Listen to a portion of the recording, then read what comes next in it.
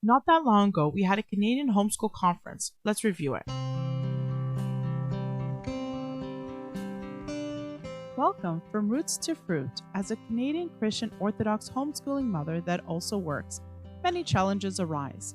Come with me as I explore these issues, all of the good, the bad, and the ugly. Let's go on a journey together, from roots to fruit.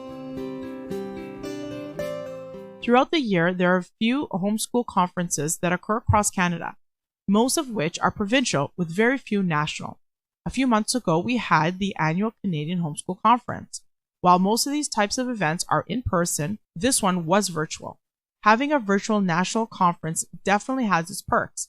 It allows for more people to join and from all across Canada. It is also less disruptive to our daily routines. Another perk is the cost. In-person conferences tend to be expensive, and you would most likely have to pay for accommodations and travel since they are usually not that close. However, there are downsides to virtual. The big one is obvious. It's not in person. For homeschoolers, we don't have the same daily interactions that occur in public schools, so meeting people in person does help.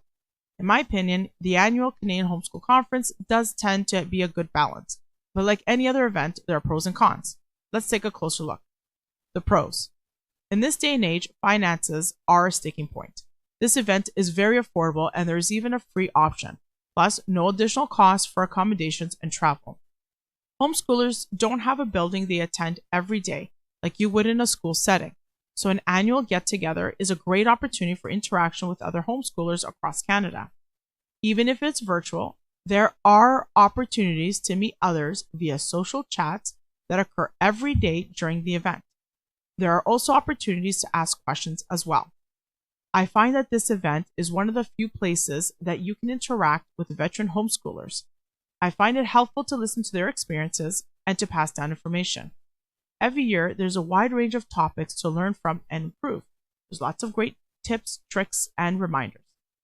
If you are thinking about homeschooling and you're in the first few years, this is a great place to get information that will help you on your journey. One thing I appreciated this year is that there was less advertising. I found that in other years, there was an increase of presenters advertising their services and companies as opposed to information sharing. Now the cons.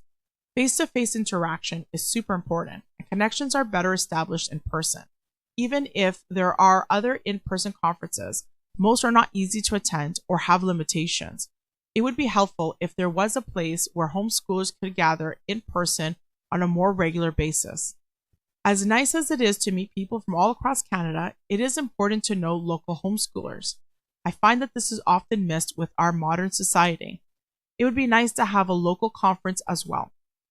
Even if there are veteran homeschoolers to interact with, I do find it limited in their topics and hard to access them. You can ask questions, but no relationships are formed. I would like to note that I've also noticed a trend, that those that have been homeschooling for more than 5 years are labeled as veterans. To me, this doesn't make sense. A veteran should be someone that graduated at least one child. Most topics tend to be too surface.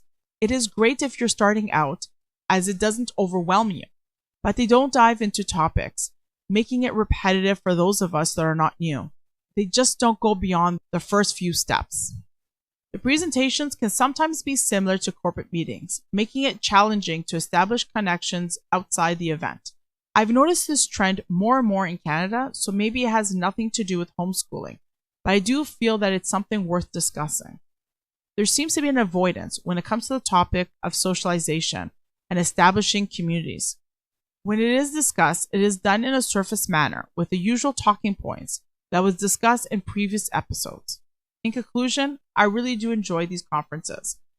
There is a wide range of topics to learn from, though I do feel that there can be more in-depth topics, especially for anyone that has been homeschooling for more than 3 years. The one big criticism that I have is the lack of conversation about socialization, community, and groups. In my opinion, this is the number one problem that we have and the one that we ignore the most. This needs to change. I would like to see more sessions dedicated to this and not just in passing. One suggestion to perhaps fix this is to have local conferences. In the end, I would say be the bee. Take the good, leave the bad, but also to improve, to continue to make it better. Thank you for your time.